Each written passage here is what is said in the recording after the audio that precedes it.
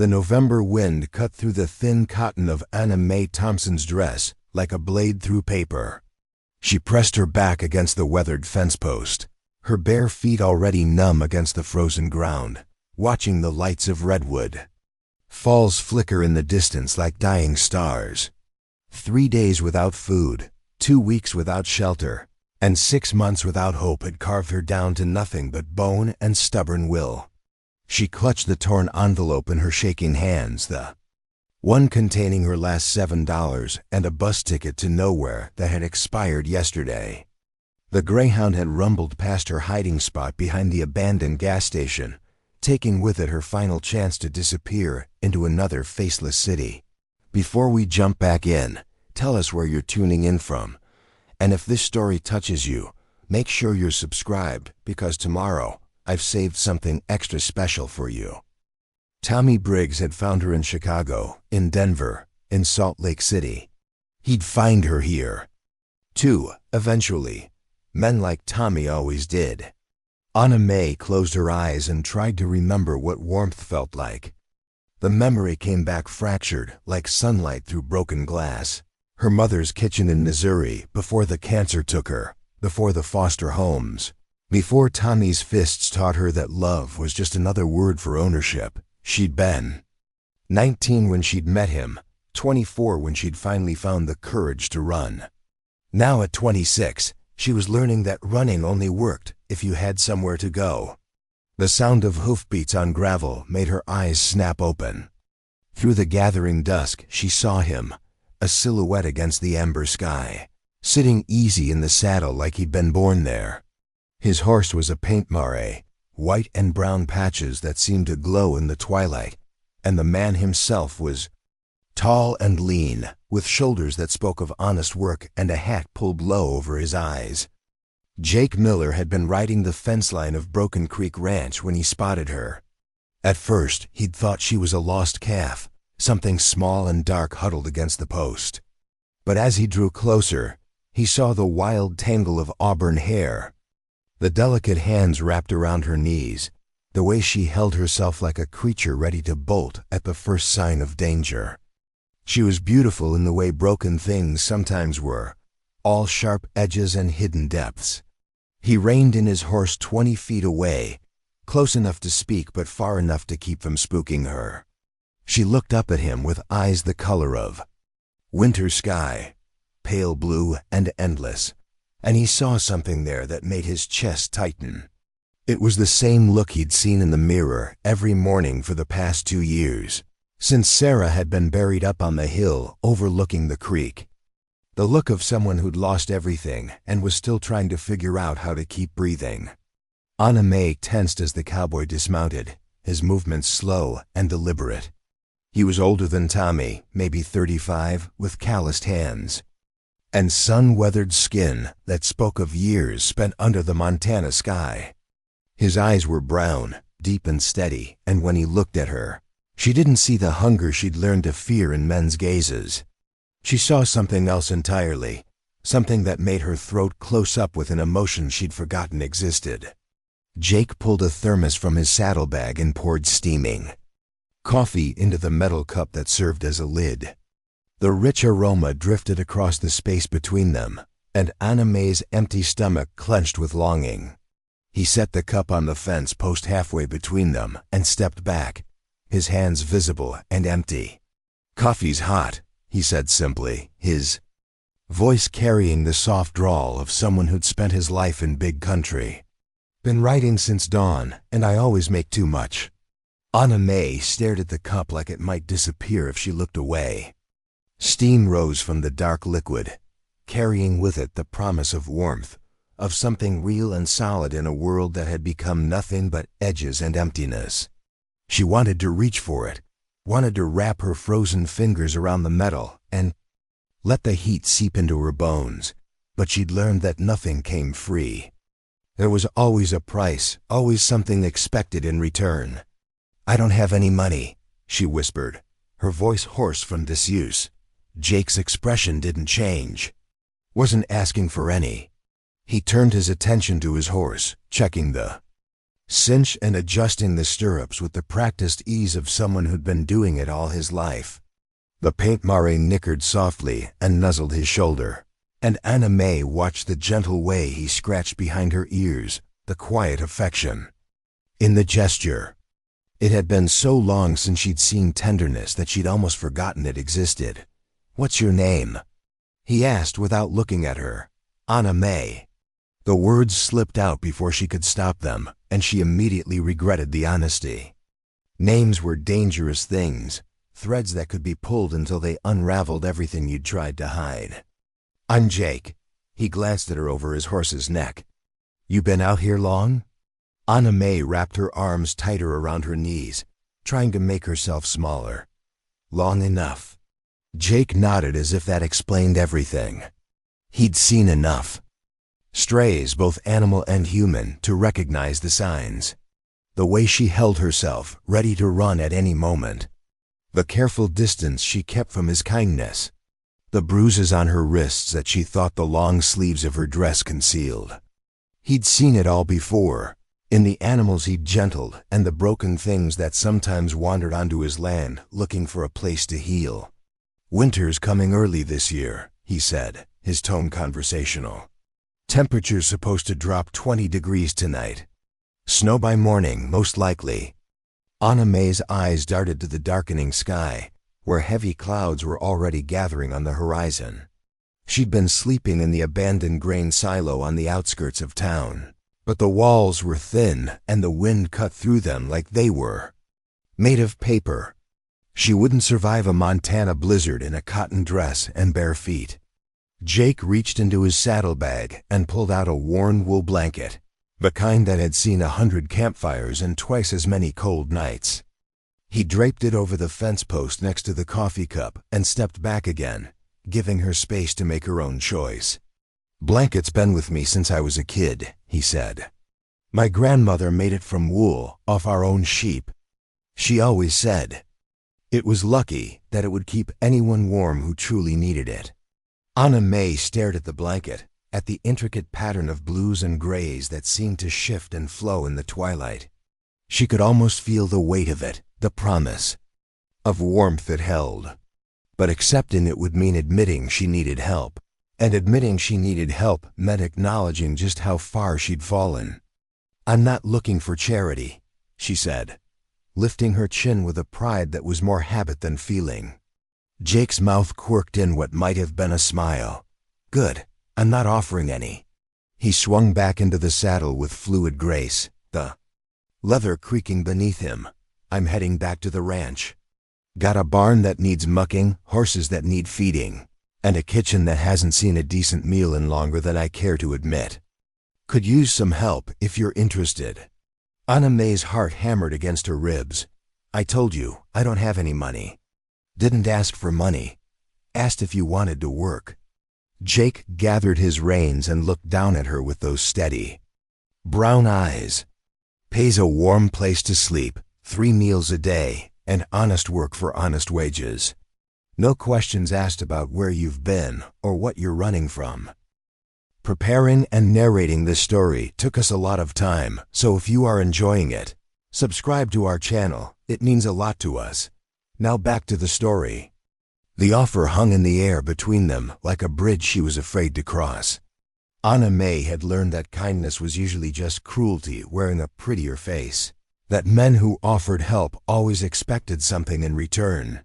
But there was something different about Jake Miller, something in the way he sat his horse and spoke in that quiet, unhurried voice that made her want to believe in good intentions again. "Why?" she asked.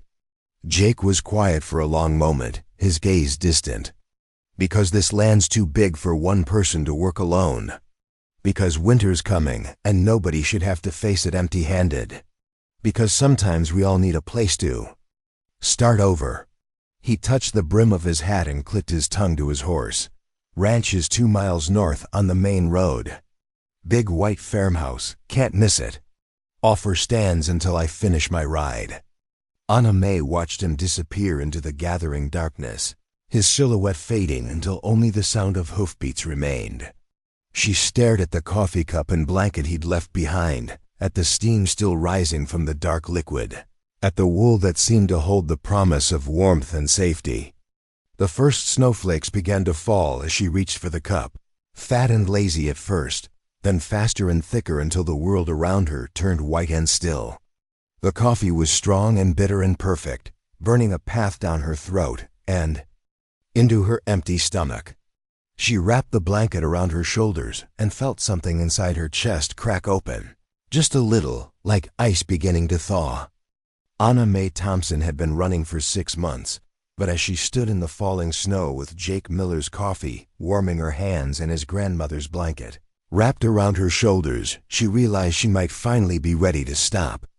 The lights of Redwood Falls still flickered in the distance, but now they didn't look like dying stars. They looked like the beginning of something new. She finished the coffee and folded the blanket carefully, then began walking north on the main road, her bare feet silent in the snow. Behind her, the abandoned gas station and the fence post where she'd waited to die faded into the white silence of the Montana night. Ahead of her, 2 miles up the road, waited a big white farmhouse and a man who'd offered her something she'd forgotten existed, a chance to start over. The snow fell harder now, covering her tracks and erasing all evidence of where she'd been. By morning, it would be as if Anna Mae Thompson had never existed at all. But the woman walking north through the storm, toward the promise of honest work and a warm place to sleep, she was someone entirely new. Someone who might just be ready to believe in tomorrow again. The white farmhouse emerged from the swirling snow like something from a dream, its windows glowing amber against the storm. Anna Mae stood at the edge of the gravel drive, her bare feet buried in snow that had already climbed past her ankles, Jake Miller's blanket pulled tight around her shoulders. The house was bigger than she'd expected. 2 stories with a wraparound porch and gingerbread trim that spoke of better days. Paint peeled from the shutters, and one of the porch steps sagged under the weight of neglect. But there was something solid about it, something that had weathered decades of Montana winters and still stood strong. A golden retriever bounded through the snow toward her, tail wagging despite the cold, and Anna Mae tensed instinctively. Animals could sense things about people, could smell fear and desperation and all the ugly truths you tried to hide. But this dog just sniffed her outstretched hand once and decided she was acceptable, pressing his warm body against her legs like he was trying to share his heat. "That's Copper." Jake's voice came from the porch where he stood silhouetted against the light spilling from the open door. "He's got more sense than most people I know." Anna Mae looked up at him, this man who'd offered her salvation without asking for anything in return, and felt that strange crack in her chest widen a little more. He'd changed out of his work clothes into clean jeans and a flannel shirt that made his brown eyes look almost gold in the porch light. His hair was dark with threads of silver at the temples, and when he smiled, she could see the lines around his eyes that came from squinting into too many sunrises. "You came," he said, and there was something in his voice that might have been relief. "I came," she agreed, though her voice came out smaller than she'd intended. Jake stepped down from the porch, moving slowly like he was approaching a spooked horse. "Let's get you inside before you freeze solid. Copper, go on now, give the lady some space." The dog obediently trotted back toward the house, but kept looking over his shoulder at Anna Mae like he was making sure she was still there. She followed Jake up the sagging porch steps, her feet so numb she could barely feel them, and into the warmth of the farmhouse. The kitchen was enormous, with a wood-burning stove that threw heat into every corner and a table big enough to seat 8 people. Copper bowls lined the counter, and herbs hung in bundles from the ceiling beams, filling the air with the scent of sage and thyme. It was the kind of kitchen that had seen generations of family meals, holiday gatherings, and quiet conversations over morning coffee. The kind of kitchen Anna Mae had dreamed of as a child, before she'd learned that dreams were just another way for life to disappoint you. "Sit," Jake said, pulling out a chair at the wooden table. I'll get you some dry clothes, and we'll see about those feet."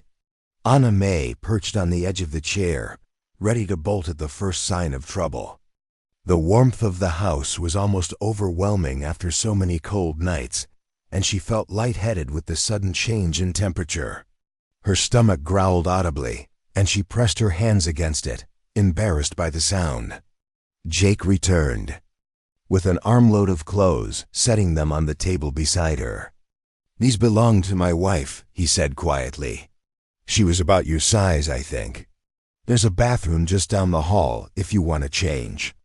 Anna Mae touched the soft fabric of a wool sweater, navy blue with tiny pearl buttons. It was beautiful, the kind of thing she'd never been able to afford, and she wondered what kind of woman had worn it. What kind of woman had been lucky enough to call Jake Miller her husband? "Where is she?" Anna Mae asked, though she already knew the answer, from the way his face went still. "Cancer took her 2 years ago."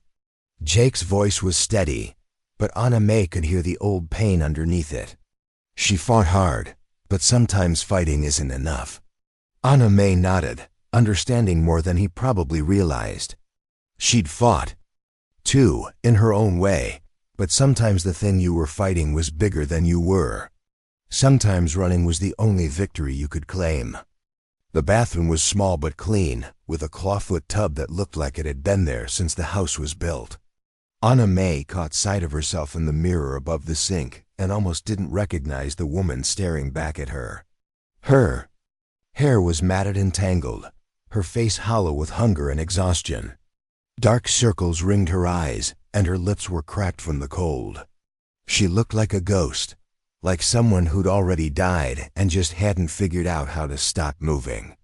Yet, she changed into the dead woman's clothes, grateful for the warmth of the wool sweater and the soft cotton of the undergarments. The jeans were a little loose, but they were clean and dry, and they smelled like lavender soap instead of fear and desperation. When she emerged from the bathroom, Jake had set a place at the table and was ladling soup into a bowl. "Vegetable. Beef," he said without looking up. "Made it yesterday, and there's more than I can eat alone." Anna Mae sat down and stared at the soup, her hands trembling as she picked up the spoon. The broth was rich and golden, with chunks of tender meat and vegetables that had been simmered until they were perfect. She took a tentative sip and nearly moaned at the taste, the first real food she'd had in days flooding her system like liquid warmth. "Slow down," Jake said gently, sitting across from her with his own bowl. "You'll make yourself sick." Anna Mae forced herself to eat more carefully, though every instinct screamed at her to devour the soup as fast as possible. She watched Jake eat with the same deliberate patience she'd seen him use with his horse, and something about his steady presence made her breathing slow down for the first time in months. "You don't have to tell me," Jake said after they'd eaten in comfortable silence for a while. "But if you're running from someone, I should know. This is a small town, and strangers get noticed." Anna Mae set down her spoon and looked at him. Across the table, his eyes were kind but serious, and she realized that despite his gentleness, Jake Miller was nobody's fool. He'd seen the bruises on her wrists, the way she startled at sudden sounds, the haunted look in her eyes that spoke of things no woman should have to endure. "His name is Tommy Briggs," she said finally. "We were together for 5 years. He doesn't like it when people leave him." Jake nodded slowly. "How long since he left?" 6 months. He found me in Chicago, then Denver, then Salt Lake City. I thought maybe if I came somewhere small, somewhere he wouldn't think to look." She trailed off, knowing how pathetic it sounded. "You thought you could disappear," Jake finished. "But men like that don't give up easy." Anna Mae looked down at her hands, at the faint scars on her knuckles from the time she'd tried to fight back. "He'll find me eventually. He always does." "Maybe," Jake said, "but he'll have to go through me first." The quiet certainty in his voice made Anna Mae look up sharply. Jake was watching her with an expression she couldn't quite read, something that might have been protectiveness or might have been something deeper. Either way, it made her chest tighten with an emotion she didn't dare name. "You don't even know me," she whispered. "I know enough."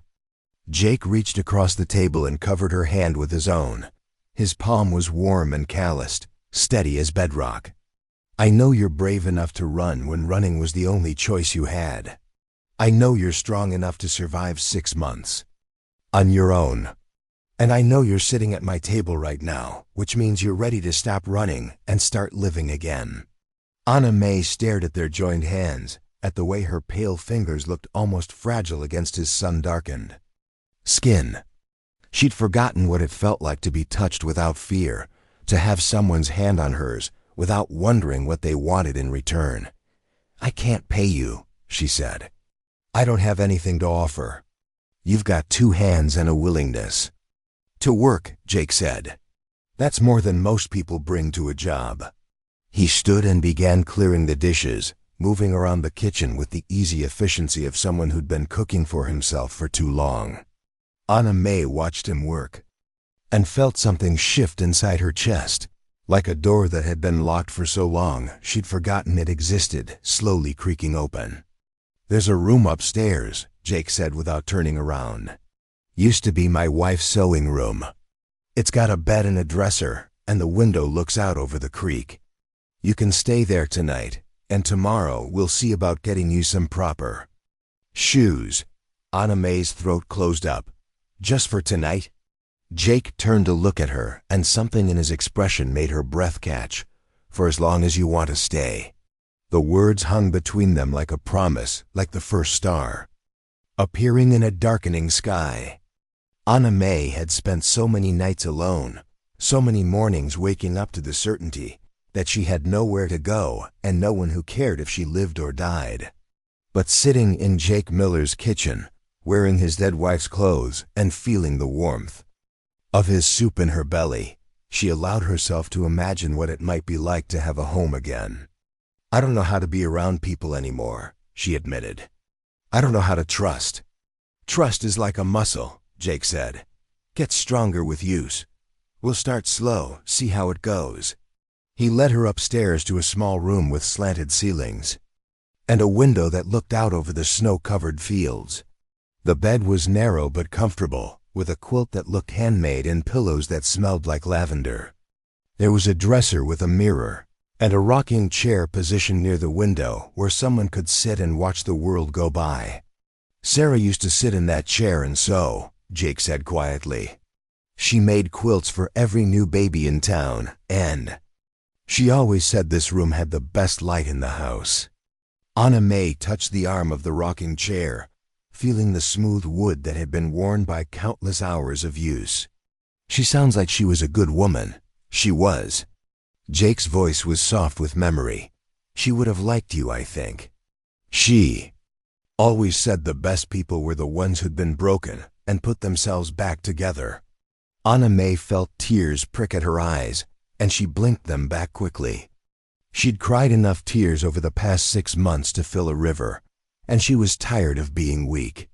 But there was something about Jake's gentle words, about the way he spoke of his wife with such love and respect, that made her want to be worthy of such kindness. "I'll try not to disappoint you," she said. Jake paused in the doorway, looking back at her with those steady brown eyes. "You couldn't disappoint me if you tried. Get some sleep, Anna Mae. Tomorrow we'll start fresh." After he left, Anna Mae sat in the rocking chair and looked out at the snow-covered landscape. The storm had passed, leaving behind a world transformed, clean and white and new. In the distance, she could see the dark shapes of cattle huddled together for warmth, and beyond them, the mountains rising like sleeping giants against the star-filled sky. She thought about Tommy Briggs, about the way he'd smile before he hit her, about the promises he'd made and broken so many times she'd lost count. She thought about the months of running, the cold nights and empty days, the slow erosion of hope that had worn her down to nothing. But sitting in Sarah Miller's chair, wearing Sarah Miller's clothes, in a house that smelled like home and safety, she felt something she hadn't felt in years. She felt like she might actually survive this. Anna Mae pulled the quilt up to her chin and closed her eyes, listening to the old house settle around her. Somewhere downstairs, Jake was banking the fire and locking the doors, the quiet sounds of a man securing his home for the night. For the first time in months, she wasn't alone. For the first time in years, she felt safe. Outside, the wind whispered through the pine trees, and the snow continued to fall, covering the world in a blanket of forgiveness. Anna Mae Thompson had found her sanctuary, and tomorrow she would begin to learn what it meant to have a home. Again, Anna Mae woke to the sound of roosters crowing and the smell of bacon frying, luxury she'd almost forgotten existed. Sunlight streamed through the bedroom window, casting golden rectangles across the hardwood floor and illuminating dust motes that danced in the morning air. She lay still for a moment, disoriented by the warmth and safety of the bed, her body tensed for the familiar jolt of fear that had greeted her every morning for the past 6 months. But the fear didn't come. Instead, she felt something she couldn't quite name, something that might have been peace if she'd been brave enough to call it that. The house was quiet except for the gentle sounds of Jake moving around in the kitchen. Below and through the window, she could see cattle grazing in the snow-covered pasture, their breath-forming clouds in the crisp morning air. She dressed quickly in the clothes Jake had given her, smoothing down her hair as best she could and splashing cold water on her face from the pitcher on the dresser. The woman in the mirror looked different than she had the night before, less like a ghost and more like someone who might actually be alive. The dark circles under her eyes were still there, and her cheekbones were sharp from too many days without proper food. But there was something else now, something that might have been hope. Anna Mae made her way downstairs, her bare feet silent. On the wooden steps, the kitchen was warm and bright, and Jake stood at the stove turning bacon in a cast-iron skillet. He'd been up for hours, she could tell, his hair still damp from washing, and his clothes fresh and clean. He looked up when she entered, and his smile was like sunshine breaking through clouds. "Morning," he said, his voice still rough with sleep. "Hope you're hungry." Anna Mae's stomach growled in response, and she felt her cheeks flush with embarrassment. "I don't want to be a burden." "You're not a burden," Jake said firmly. "You're help. And help gets fed properly." He set a plate in front of her loaded with eggs, bacon, and thick slices of toast slathered with butter and honey. The smell alone was enough to make her mouth water, and she had to force herself to eat slowly, to savor each bite instead of wolfing it down like the starving woman she was. "Mrs. Hawkins at the general store has some boots that might fit you," Jake said, sitting down across from her with his own plate. "I'll run into town after we finish the morning chores." Anna Mae looked down at her bare feet, at the bruises and cuts that marked her journey across half the country. "I can't afford boots." "Consider it in advance on your wages," Jake said. "Can't have you working barefoot in the snow." The word wages made something tight in Anna Mae's chest loosen slightly. Not charity, not pity, but honest payment for honest work. She'd almost forgotten what it felt like to earn something instead of just surviving from one day to the next. "What kind of work?" she asked. Jake's eyes crinkled at the corners. "Well, the chickens need feeding, the horses need grooming, and the barn needs mucking. This time of year, there's always something that needs mending or fixing. You know anything about animals?" Anna Mae shook her head. "I worked in a textile factory back in Missouri before I met Tommy, but I've never been around livestock." "Animals are easier than people," Jake said. "They don't lie, and they don't hold grudges. Treat them fair, and they'll do the same for you." After breakfast, Jake led her outside into the crystalline morning air. The snow had stopped falling, but it lay thick and white across the landscape, transforming the ranch into something that looked like a Christmas card. Anna Mae's breath puffed in small clouds, and she wrapped her arms around herself to ward off the cold. "First lesson," Jake said, handing her a pair of his old work boots. "Always protect your feet." Frostbite's nothing to mess around with. The boots were too big, but they were warm and dry, and Anna Mae felt a ridiculous surge of gratitude for such a simple thing. She'd taken so much for granted before Tommy, back when she'd had a job and an apartment and the luxury of worrying about things like what to wear or what to have for dinner. Now, a pair of borrowed boots felt like a treasure. Jake led her to the chicken coop, a sturdy wooden structure with a fenced run where 24 hens pecked at the snow-covered ground. Chickens are creatures of habit, he explained, showing her how to scatter feed and check for eggs. They like routine, and they don't like surprises. Anna Mae watched the way Jake moved among the birds, calm and confident, speaking to them in a low, soothing voice. The hens seemed to recognize him, clustering around his feet and clucking softly as he worked. When he handed her a basket for the eggs, she approached the nesting boxes with the same careful patience she'd seen him use. "That's it," Jake said, as she gently lifted a warm brown egg from the straw. "They can sense if you're nervous, so just move slow and easy." Anna Mae found herself smiling as she worked, something she hadn't done in months.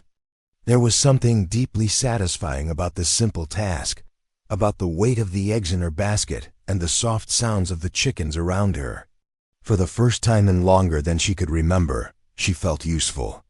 Next, Jake showed her to the horse barn, where 4 horses stood in their stalls, their breath steaming in the cold air. There was the paint mare she'd seen him riding the night before, a bay gelding with intelligent eyes, and 2 older horses that looked like they'd been on the ranch for decades. "This is Dolly," Jake said, running his hand along the paint mare's neck. "She's got more sense than most people, and she's gentle as a lamb with anyone who treats her right." Anna Mae hung back, intimidated by the size of the animals, but Jake took her hand and guided it to Dolly's nose. The mare's breath was warm against her palm, and her eyes were soft and curious. "She likes you," Jake said. "Animals are good judges of character." Anna Mae felt tears prick at her eyes again. She'd been told so many times that she was worthless, that she was nothing but trouble, that she'd almost started to believe it.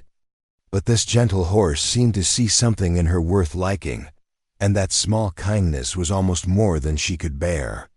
Jake showed her how to brush the horses, how to clean their hooves, how to check for cuts or injuries. The work was physical and demanding, but it was also peaceful in a way that surprised her. The horses seemed to enjoy the attention, and Anna Mae found herself talking to them softly as she worked, telling them things she'd never been able to say to another human being. By midday, they'd finished the morning chores and were sitting on the porch steps sharing a thermos of coffee. Anna Mae's muscles ached from the unfamiliar work, but it was a good ache, the kind that came from accomplishment instead of just endurance. "You did good today," Jake said, and the simple praise made her chest warm. Natural way with the animals. Anna Mae looked out at the snow-covered fields, at the cattle grazing peacefully in the distance. "It's beautiful here," she said. "Peaceful." "It is now," Jake agreed. "But it wasn't always. When I first came back from the war, I couldn't stand the quiet. Used to drive me crazy, all that silence. But Sarah helped me learn to hear it differently." "What war?" Anna Mae asked. "Afghanistan. Did 3 tours before.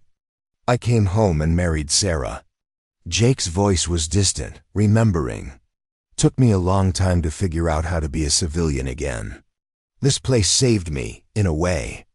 Gave me something to focus on besides the noise in my head." Anna Mae understood more than he probably realized.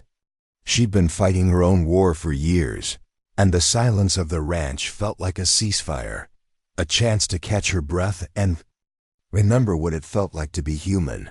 "Why did you help me?" she asked suddenly. "You don't even know me." Jake was quiet for a long moment, staring out at the horizon. "Because I know what it's like to be lost," he said finally. "And because this place is too big for one person. Gets lonely sometimes, rattling around in that house by myself." Anna Mae felt something shift between them, a subtle change in the air that made her pulse quicken.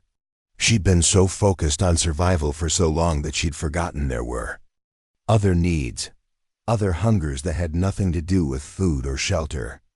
But sitting next to Jake on the porch steps, close enough to feel the warmth radiating from his body, she was reminded that she was still a woman, still capable of wanting things beyond mere existence. "I should warn you," Jake said, his voice carefully neutral. "This is a small town, and people talk. Having a woman staying at my place is going to raise eyebrows." Anna Mae felt the familiar flutter of panic in her chest. "Will that be a problem?" "Not for me," Jake said. "But small towns have long memories and short tempers. You should know what you're getting into." Anna Mae thought about the alternative. About going back to sleeping in abandoned buildings and searching through trash cans for food. About the constant fear, the endless running, the slow erosion of everything that made her human. "Let them talk," she said quietly. "I've survived. Worse than gossip."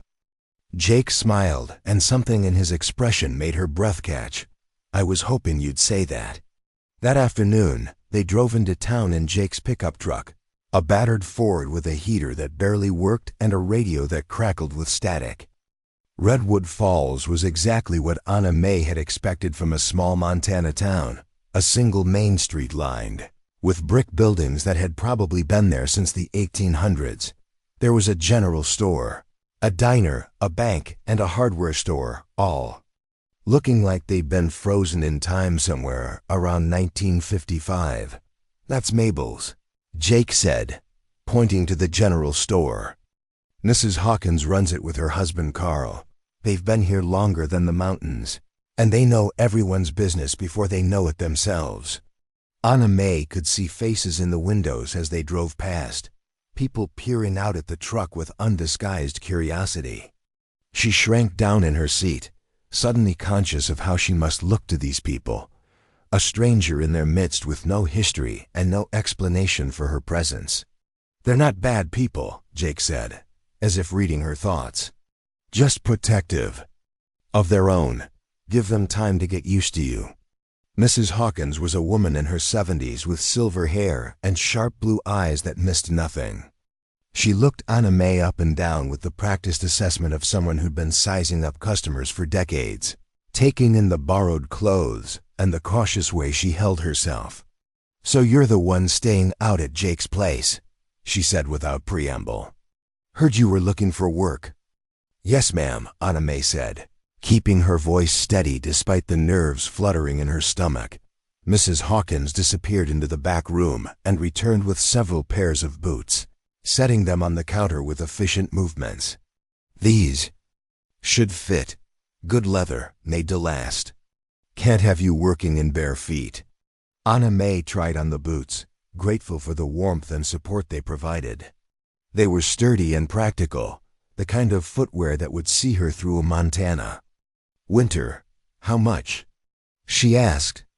"Jake's credit is good here," Mrs. Hawkins said, but her tone suggested she was doing Anna Mae a favor rather than Jake.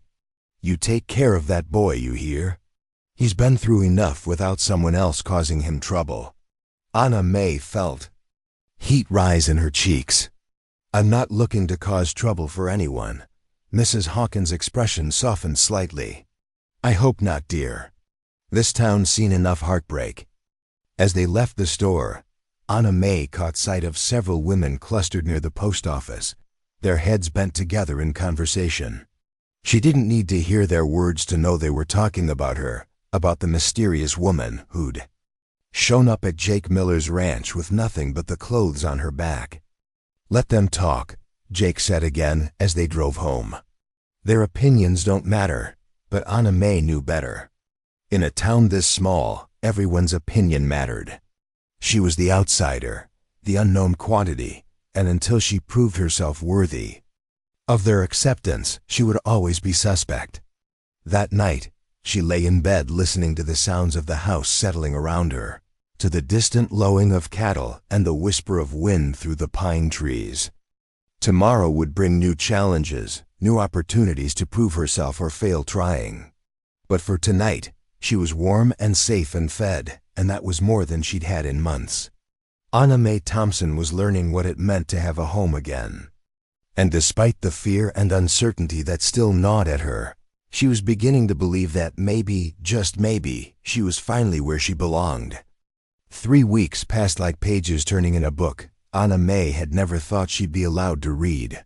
The rhythm of ranch life settled into her bones with surprising ease, each day beginning with the rooster's crow and ending with the soft lowing of cattle bedding down for the night. She learned to read the weather in the way Jake's jaw tightened when he studied the sky, to tell time by the position of the sun over the mountains, to find peace in the simple repetition of necessary tasks. Her hands, once soft from factory work, grew calloused and strong. She could brush down a horse in half the time it had taken her that first day, could collect eggs without spooking the hens, could mend a fence post with the same steady patience. Jake had shown her. The work was hard, but it was honest, and after years of feeling useless and burdensome, Anna Mae discovered the deep satisfaction that came from being genuinely needed. Jake watched her transformation with quiet approval, offering guidance when she needed it, but never making her feel inadequate when she struggled. He had a way of teaching that built confidence instead of tearing it down, showing her how to do things without making her feel stupid for not knowing them already. It was a kindness she'd never experienced before, this patience with her ignorance, this faith in her ability to learn. "You're a natural," he said one morning as she successfully bandaged a cut on one of the older horses. Most people take months to develop that kind of touch. Anna Mae felt warmth bloom in her chest at the praise, a sensation she'd almost forgotten existed. She'd been so used to criticism, to being told she was doing everything wrong, that Jake's gentle encouragement felt like water on parched earth. But it wasn't just the work that was changing her.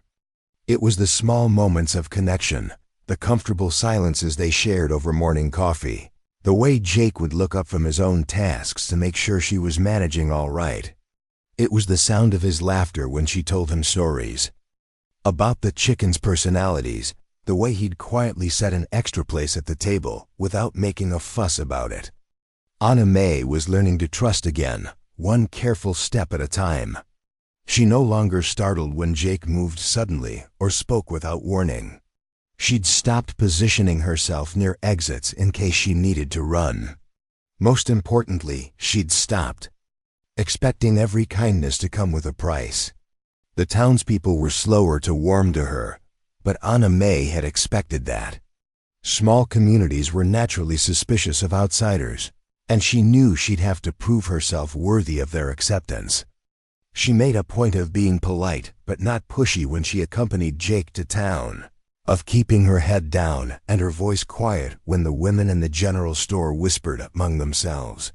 Mrs. Hawkins had thawed slightly, occasionally asking Anna Mae's opinion on fabric or commenting on the weather, but most of the other residents of Redwood Falls remained cautiously distant.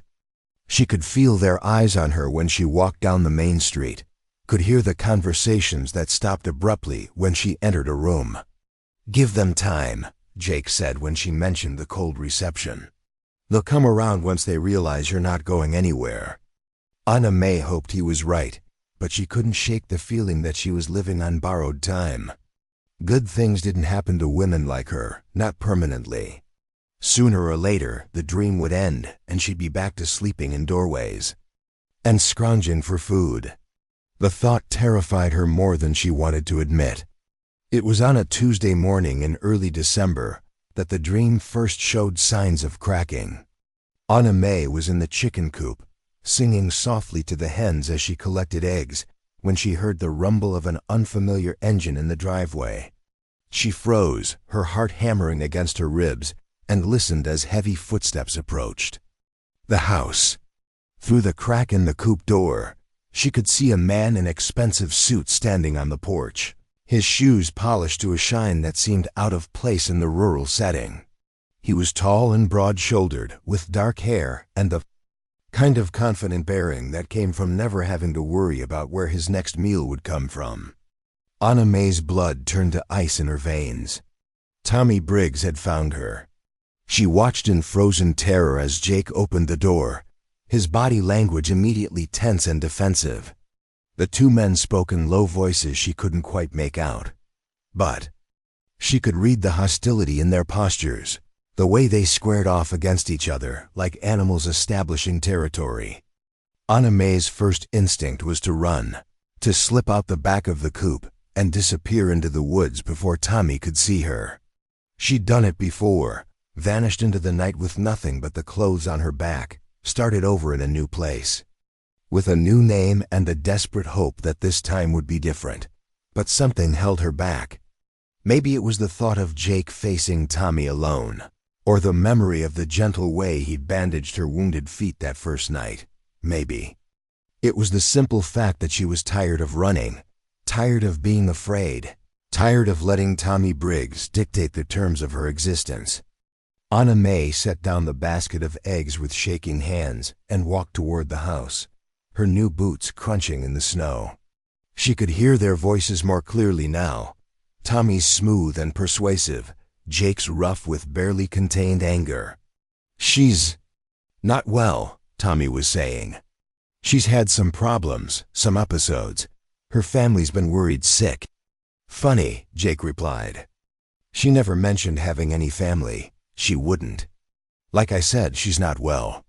Sometimes she makes up stories, imagines things that aren't there. But she's getting treatment now, and her doctors think it would be best if she came home." Anna Mae's hands clenched into fists. It was the same story Tommy had used before, the same lies that had made people doubt her sanity and question her version of events. He was good at it, at making himself sound like the caring boyfriend, just trying to help his troubled girlfriend. "That's interesting," Jake said, his voice deadly quiet. "Because the Anna Mae I know is about the sanest person I've ever met." "Look, friend," Tommy said, his tone turning harder. "I appreciate you looking after her, but she's coming with me. We can do this easy, or we can do it hard, but she's coming." Anna Mae stepped onto the porch, her legs trembling but her voice steady. "No, I'm not." Both men turned to look at her, and Anna Mae saw the exact moment. Tommy's concerned boyfriend mask slipped to reveal the coldness underneath. His eyes narrowed and his mouth curved in the smile she'd learned to fear, the one that meant pain was coming. "Anna Mae," he said, his voice honey-sweet. "Baby, you look terrible. Have you been eating, taking your medication?" "I'm not sick." "Tommy," Anna Mae said, surprised by the steadiness in her own voice. "I never was. You just wanted people to think I was." Tommy's smile widened, and he took a step toward her. "Now, sweetheart, we've talked about this. You know how you get when you're off your medication. You start imagining things, making up stories. The only story here is the one you're telling," Anna Mae said. She felt Jake move slightly behind her, a solid presence at her back. "I'm not going anywhere with you." "Actually, you are," Tommy said, his voice dropping the pretense of sweetness. "Because if you don't, I'm going to have a very interesting conversation with the sheriff about the money you stole from me before you left." Anna Mae's breath caught. She'd taken $300 from Tommy's wallet when she'd run money she'd needed for bus fare and food. Technically, it was theft, even though she'd considered it payment for 5 years of unpaid labor and abuse. "I'll pay you back," she said quickly. Tommy laughed, a sound that made her skin crawl. "Oh, sweetheart, it's not about the money. It's about the principle. You can't just take what doesn't belong to you." "She belongs to herself," Jake said, his voice cutting through the morning air like a blade. He stepped forward, positioning himself between Anna Mae and Tommy, his shoulders squared and his hands loose at his sides. "And she's made her choice clear." Tommy's eyes glittered with malice as he looked Jake up and down, taking in the worn jeans, the work boots, the calloused hands that spoke of honest labor. "And who exactly are you, Cowboy? Her new boyfriend? You think you can just steal another man's woman?" "I'm not your woman," Anna Mae said, her voice stronger now. "I haven't been for 6 months." The law might see it differently, Tommy said, pulling out his phone. Especially when they hear about the theft, the erratic behavior, the way you've been living in sin with this stranger. Anna Mae felt the familiar walls of Tommy's manipulation closing in around her. He was good at this, at finding the exact words that would make her doubt herself, make her question her own reality. But something had changed in the weeks she'd spent at Broken Creek Ranch. Jake's steady presence, his quiet faith in her worth, had built something inside her that Tommy couldn't tear down with words alone. Go ahead and call them, Anna Mae sighed, surprising herself with her boldness. Tell them how you broke my ribs in Denver.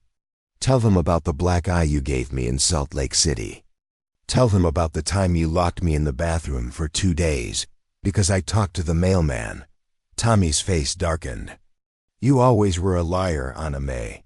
Making up stories, playing the victim. Nobody's going to believe you. I believe her, Jake said quietly, and there was something in his voice that made Tommy take a step back. I've seen the scars. I've seen the way she flinches when someone moves too fast. I've seen what you did to her. You don't know anything about us, Tommy snarled. About our relationship. She's sick, she needs help, and I'm the only one who can give it to her. The only thing she needed help with was getting away from you, Jake said. And she did that all by herself. Anna Mae watched the two men face off, feeling the weight of the moment settling on her shoulders like a mantle. This was it, the choice she'd been running from for 6 months. She could go with Tommy, return to the familiar hell of his control. Or she could stand her ground and fight for the life she'd begun to build. I'm not going with you, Tommy, she said, her voice carrying across the snow-covered yard. Not today, not ever. Tommy's mask of civility finally slipped completely, revealing the rage that had always lurked beneath the surface. You ungrateful bitch, he snarled. After everything I've done for you, everything I've given you, this is how you repay me. Everything you gave me came with a price, Anna Mae said. And I'm done paying it. Tommy lunged forward, his hand reaching for her arm, but Jake was faster. He caught Tommy's wrist in a grip that made the other man cry out, twisting it just enough to cause pain without breaking anything. I think it's time for you to leave, Jake said, his voice deadly calm. And I think you should stay gone. Tommy jerked his hand free, his face flushed with anger and humiliation. This isn't over, he said, his voice shaking with rage. You can't hide behind your cowboy forever, Anna Mae. I'll be back, and next time I won't be so polite. Next time I'll be ready, Anna Mae said, and she meant it. Something had crystallized inside her during the confrontation, a hardness she'd never known she possessed. She'd spent so many years being afraid, being weak, being the victim.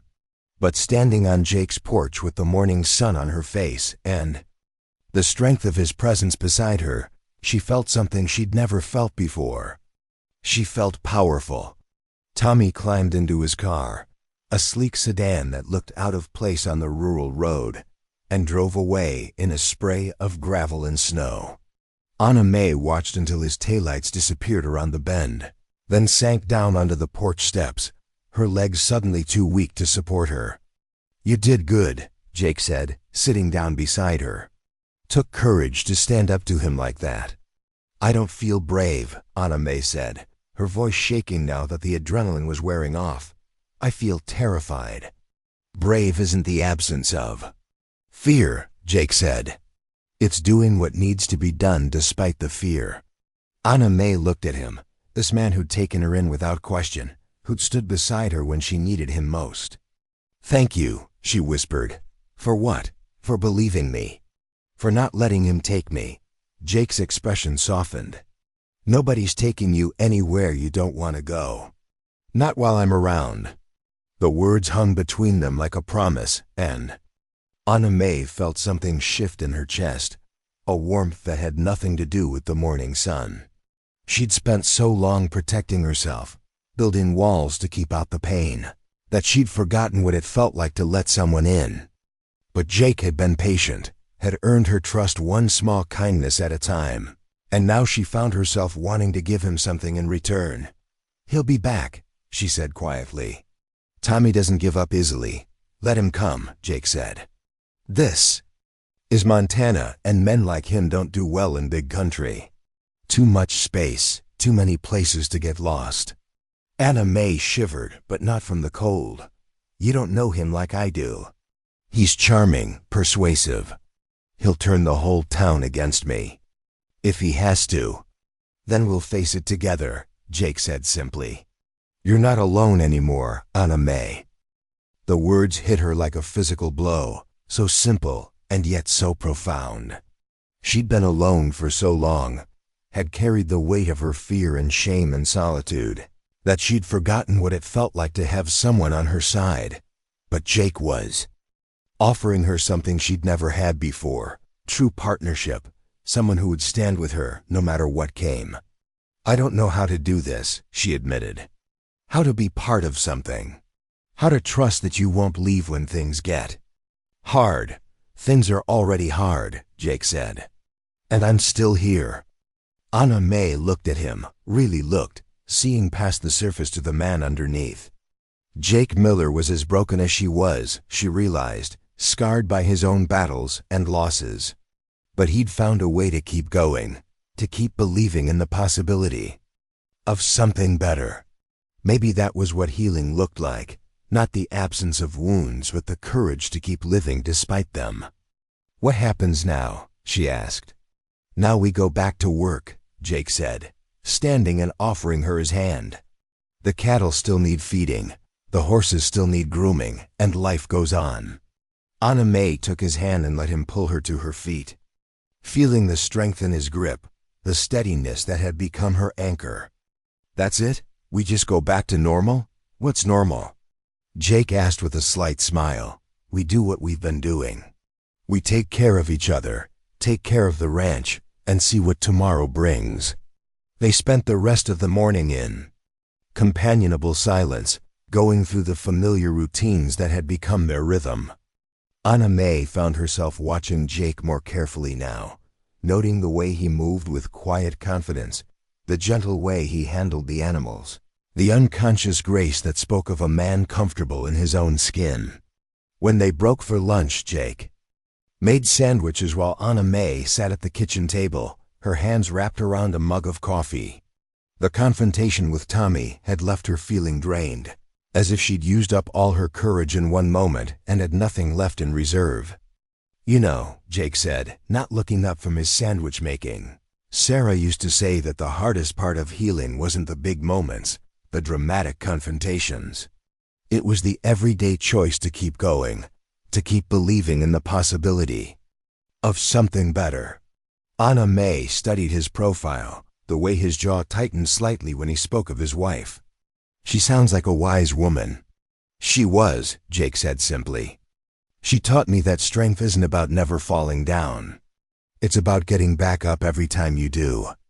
Anna Mae felt tears prick at her eyes. "I've fallen down so many times. I don't know if I have any getting back up left in me."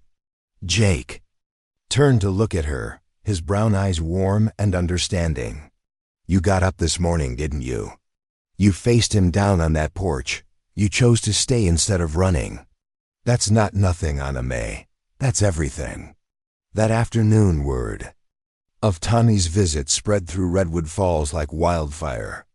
Anna Mae could see it in the way people looked at her when she and Jake went into town for supplies, in the whispered conversations that stopped when she entered a room.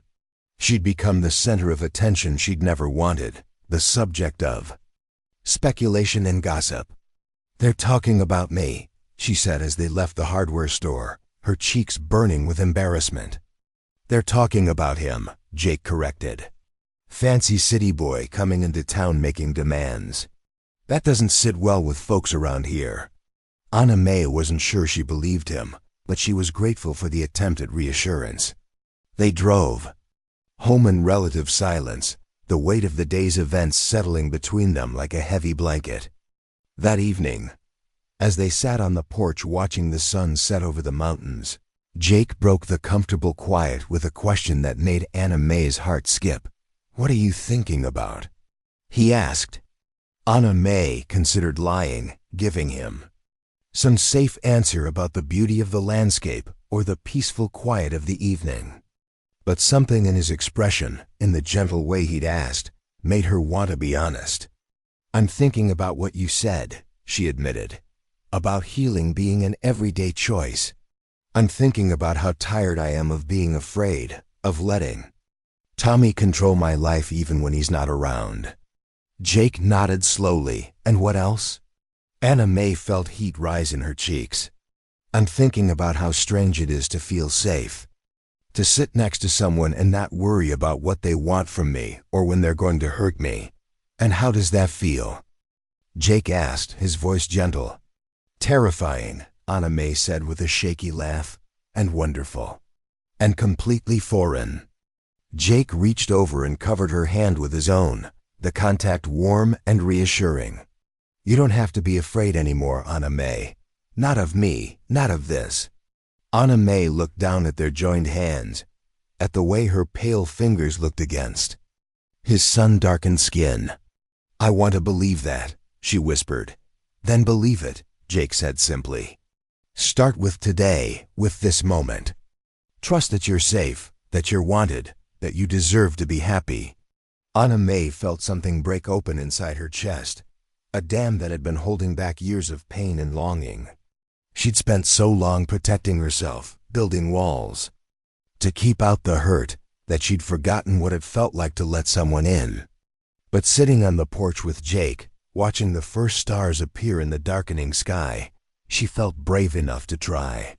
"I want to stay," she said, the words coming out in a rush. "Not just for the work, not just because I have nowhere else to go. I want to stay because this feels like home." Jake's smile was like sunrise, warm and full of promise. "Then stay," he said, "for as long as you want. Forever, if that's what you choose." The word forever hung between them like a bridge, spanning the gap between what had been and what might be.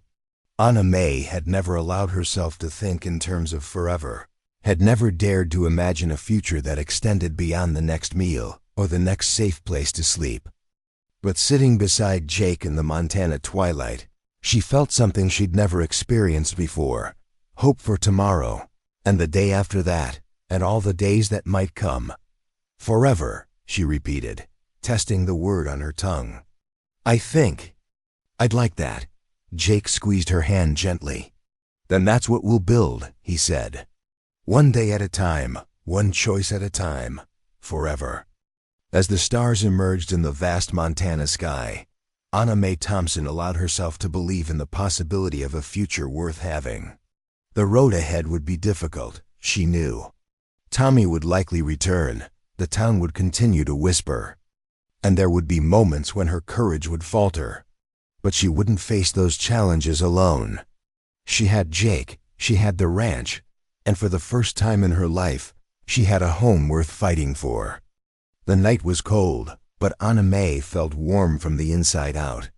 She'd found something she'd never dared to hope for, a place where she belonged, a man who valued her for who she was rather than what she could give him, and the beginning of a love story that might just last forever.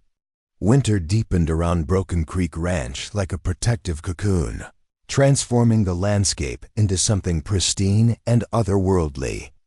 The snow fell in thick, lazy flakes that muffled sound and softened the harsh edges of the world, creating a hushed intimacy that drew Anna Mae and Jake closer together with each passing day. The cattle huddled in the sheltered areas Jake had prepared, their breath creating clouds of steam in the frigid air, while the horses grew thick winter coats that made them look like mythical creatures from another time. Anna Mae had settled into the rhythm of ranch life so completely that she sometimes forgot there had ever been a world beyond these snow-covered fields and pine-shrouded mountains. Her body had grown strong from the physical work, her hands skilled at tasks that had once seemed impossible. She could deliver a calf in the middle of a blizzard, repair a fence post with materials scrounged from the barn, and read the weather. patterns in the behavior of the animals with an accuracy that impressed even Jake, but it was the small moments that truly marked her transformation. The way she hummed while feeding the chickens, her voice carrying across the yard like a blessing. The confident set of her shoulders when she walked into town beside Jake, no longer shrinking from curious glances or whispered comments. The easy laughter that had returned to her, bubbling up at unexpected moments like a spring emerging from frozen ground.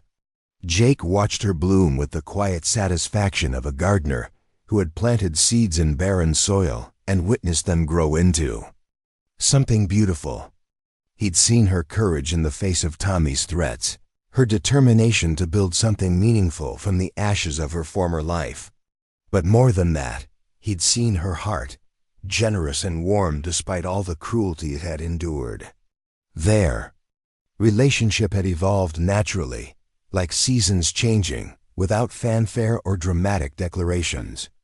They shared meals and morning coffee, worked side by side through long days, and sat together on the porch in the evenings, watching the stars emerge in the vast Montana sky. Sometimes they talked for hours about everything and nothing, their conversations meandering like the creek that ran through the property. Other times they were content to exist in comfortable silence, simply being present for each other in a way that spoke of deep understanding. The town of Redwood Falls had slowly begun to accept Anna Mae's presence. Though it had taken time and patience, Mrs. Hawkins had been the first to truly warm to her, impressed by Anna Mae's quiet competence and the way she'd stood up to Tommy's intimidation. The older woman had begun seeking Anna Mae's opinion on various matters, treating her less like an outsider and more like a valued member of the community. "That girl's got backbone," Mrs. Hawkins had declared to her husband one evening as they closed up the general store. "Takes guts to start over the way she has." Others had followed suit, gradually including Anna Mae in their conversations, asking her advice about sick animals or inviting her to contribute to community events. She'd been hesitant at first, unsure of her place in their established social order, but Jake had encouraged her to step forward, to claim her space in the world rather than waiting for permission to exist. The turning point had come during a particularly brutal February storm when the Hendersons' barn had caught fire. Anna Mae had been the first to spot the flames from the ranch house window, and she and Jake had driven through the blizzard to help fight the blaze. While Jake and the other men had worked to contain the fire, Anna Mae had organized the women to provide hot coffee and blankets for the firefighters, her natural leadership abilities emerging under pressure. When young Billy Henderson had been overcome by smoke, Anna Mae had been the one to perform CPR, her factory training in basic first aid proving invaluable. She'd worked over the boy until he'd coughed up the smoke from his lungs and opened his eyes, and the gratitude in his mother's face had been worth more than any formal acceptance speech. After that night, Anna Mae was no longer the mysterious woman staying at Jake's ranch. She was Anna Mae Thompson, the woman who'd helped save Billy Henderson's life, who'd stood strong when the community needed her. She'd earned her place through actions rather than words, proving her worth in the way that mattered most to these practical, hard-working people. Spring arrived late that year, fighting its way through the grip of winter with stubborn determination. The snow began to melt in earnest, creating rushing streams that carved new paths through the landscape. Anna Mae found herself drawn to the creek that ran through the property, spending her free time sitting on the bank and watching the water flow toward some distant destination she couldn't see. It was there that Jake found her one April evening, perched on a fallen log with her bare feet dangling in the cold water. He'd been searching for her when she hadn't come in for dinner, following the sound of her voice as she sang to herself in the gathering dusk. "You've got a beautiful voice," he said, settling beside her on the log. "I've been meaning to tell you that." Anna Mae felt heat rise in her cheeks. "Tommy always said I sounded like a dying cat." "Tommy was wrong about a lot of things," Jake said quietly. "Your voice is one of the most beautiful sounds I've ever heard." Anna Mae looked at him, this man who'd given her everything without asking for anything in return. Over the months, she'd watched him carefully, learning the small details that made him uniquely himself. The way he always checked on the animals one last time before bed, even when he was exhausted. The careful way he maintained his late wife's garden, keeping it alive as a tribute to her memory. The gentle patience he showed with injured creatures, whether they were four-legged or two. "Jake," she said, her voice barely above a whisper, "I need to tell you something." He turned to face her fully, his brown eyes warm and encouraging. "I'm listening." Anna Mae took a deep breath, gathering her courage. "I love you," she said simply. "I've loved you for weeks now, maybe months. I was too scared to say it, too afraid you might not feel the same way. But I can't keep carrying it around like a secret anymore." Jake's expression grew soft, and he reached out to cup her face in his calloused hands. "Anna Mae," he said, his voice thick with emotion. "I've been waiting for you to be ready to hear this. I fell in love with you the night you walked through that blizzard to my door. I've been in love with you every day since." Anna Mae felt tears slip down her cheeks, but they weren't tears of sadness. They were tears of relief, of joy, of the overwhelming emotion that came from finally allowing herself to be vulnerable with someone who would treasure that vulnerability rather than exploit it. "I was so afraid," she whispered. "Afraid that if I loved you, something would happen to take you away. Afraid that I didn't deserve to be happy." "You deserve everything good this world has to offer," Jake said, his thumbs gently wiping away her tears. "You deserve to be loved, to be cherished, to be safe. You deserve to be happy, Anna Mae, and I want to spend the rest of my life making sure you are." He leaned forward and kissed her then, soft and sweet and full of promise. Anna Mae had been kissed before, but never like this, never with such tenderness and reverence. This wasn't about possession or dominance. It was about connection, about two souls recognizing each other and choosing to intertwine their destinies. When they finally broke apart, Anna Mae rested her forehead against his, breathing in the scent of him, pine and leather and honest sweat. "What happens now?" she asked. "Now we build a life together," Jake said. "We wake up every morning and choose each other. We work the ranch, we help our neighbors, we make a home that's ours.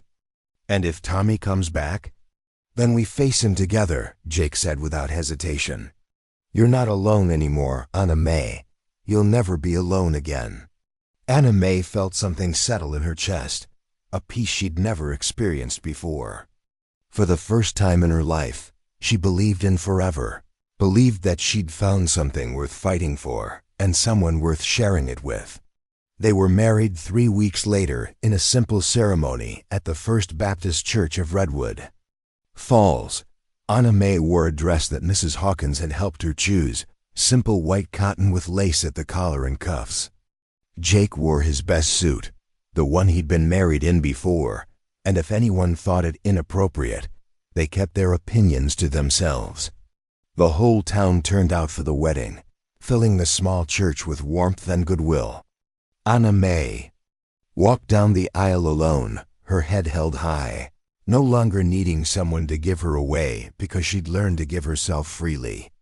When she reached the altar where Jake waited, his eyes bright with love and pride, she felt like she was exactly where she belonged. "Dearly beloved," Reverend Cross began, his voice carrying across the assembled congregation, "we are gathered here today to witness the union of Jake Miller and Anna Mae Thompson, two souls who have found in each other the completion they sought." Anna Mae barely heard the traditional words of the ceremony, too focused on Jake's face, on the way he looked at her like she was the most precious thing in the world. When it came time for vows, they spoke from the heart, making promises that had been tested by hardship and proven true. "I promise to stand beside you through whatever comes," Jake said, his voice steady and sure. "I promise to love you not just in the easy times, but in the hard ones too. I promise to be your partner, your protector, your friend, and your shelter from every storm Anna Mae's voice shook slightly as she spoke her own vows, but her words were clear and strong. I promise to trust you with my heart, even when trust is hard. I promise to build a future with you, to work beside you, to choose you every day for the rest of my life. I promise to love you with everything I have, everything I am, and everything I hope to become. When Reverend Cross pronounced them husband and wife, the congregation erupted in applause. Jake kissed his new bride with a tenderness that made the older women in the audience dab at their eyes with handkerchiefs, and Anna Mae felt a joy so complete she thought she might float away from the sheer force of it. The reception was held at the ranch with tables set up in the barn and lanterns strung from the rafters. The whole community had contributed food and decorations, transforming the working space into something magical. Anna Mae danced with her new husband to music played by a local band, their bodies moving together with the same natural rhythm they'd found in their daily work. How does it feel to be Mrs. Miller? Jake asked as they swayed together, his arms wrapped around her waist. It feels like coming home, Anna Mae replied, and she meant it. She'd spent so many years feeling like she was drifting, like she didn't belong anywhere or to anyone. But here, in Jake's arms, surrounded by people who'd come to accept her as one of their own, she felt anchored to the world in the best possible way. As the evening wore on and the guests gradually departed, Anna Mae found herself standing on the porch with Jake, looking out over the ranch that was now truly their home. The cattle were settled for the night, the horses were quiet in their stalls, and the chickens were safely roosted in their coop. Everything was peaceful, everything was as it should be. No regrets? Jake asked softly. Anna Mae considered the question seriously. She thought about the life she'd left behind, the pain and fear that had driven her to this place. She thought about the long journey that had brought her here, the moments of despair when she'd wondered if she'd ever find peace again. She thought about all the things she'd lost and all the things she'd gained. No regrets, she said finally. Every terrible thing that happened to me led me here, to you, to this life. I wouldn't change any of it if it meant losing this. Jake pulled her closer, and they stood together in comfortable silence, watching the stars emerge in the vast Montana sky. Anna Mae had learned that healing wasn't a destination but a journey, that strength wasn't the absence of scars, but the courage to keep living despite them. She'd learned that love wasn't about finding someone perfect, but about finding someone who made you want to be better than you were. Most importantly, she'd learned that home wasn't a place but a feeling. And she'd found that feeling in Jake's arms, in the work they shared, in the life they were building together one day at a time. As they prepared to go inside, Anna Mae caught sight of movement in the distance, a figure walking along the fence line. For a moment, her heart clenched with old fear, but then she recognized the easy gait of Sheriff Coleman making his evening rounds, checking on the property as he'd promised to do since Tommy's visit. Everything quiet out here, the sheriff called out as he approached. Quiet as a church, Jake replied. And that's how we like it. Sheriff Coleman tipped his hat to Anna Mae. Mrs. Miller, he said with a smile. Congratulations on your marriage. You've got yourself a good man there. I know, Anna Mae said, her voice warm with contentment. I'm a lucky woman. As the sheriff continued on his rounds, Anna Mae realized she truly meant those words. She was lucky, not because life had been easy, but because she'd found the strength to survive when it was hard. She was lucky because she'd met Jake Miller at exactly the moment when she was ready to stop running and start living. She was lucky because she'd learned to trust again, to love again, to believe in the possibility of forever. Tommy Briggs never returned to Redwood Falls. Whether he'd been discouraged by the town's united front or simply found easier prey elsewhere, Anna Mae didn't know and didn't care. She'd moved beyond being defined by what she was running from and had embraced what she was running toward. Years passed, and Anna Mae grew into the woman she'd always been meant to be. She became a pillar of the community, known for her kindness to newcomers and her fierce protection of anyone who needed help.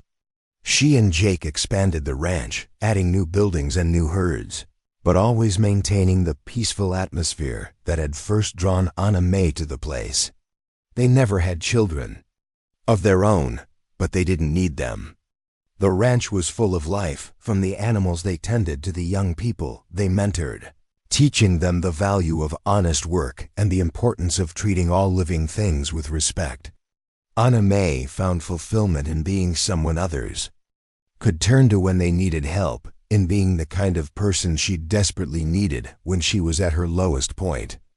On quiet evenings, when the work was done and the world was still, Anna Mae would sometimes sit on the porch and remember the woman she'd been when she first arrived at Broken Creek Ranch, barefoot and desperate, carrying nothing but her pain and her determination to survive. She'd come looking for shelter from the storm, but she'd found something infinitely more valuable. Jake was waiting on the porch, and Anna Mae felt another flutter of pride as she watched her friend's reactions to him. He was handsome in his quiet way, with the kind of solid presence that spoke of reliability and strength. But more than that, he looked at Anna Mae with such obvious love and respect that even a stranger could see how cherished she was. "Ladies," Jake said, tipping his hat with old-fashioned courtesy, "welcome to Broken Creek Ranch. Anna Mae's been looking forward to your visit for weeks." As they settled in the living room with coffee and homemade cookies, Anna Mae found herself studying her old friends with new eyes. They looked older, more tired than she remembered, worn down by years of factory work and the grinding routine of survival. She realized that while she'd been transforming herself, they'd been treading water, maintaining but not growing. "So tell us everything," Margaret said, settling back in her chair. "How did you end up here? What happened after you left Missouri?" Anna Mae took a deep breath, considering how much to share. She'd kept the details of her escape from Tommy private for so long that it felt strange to contemplate revealing them now.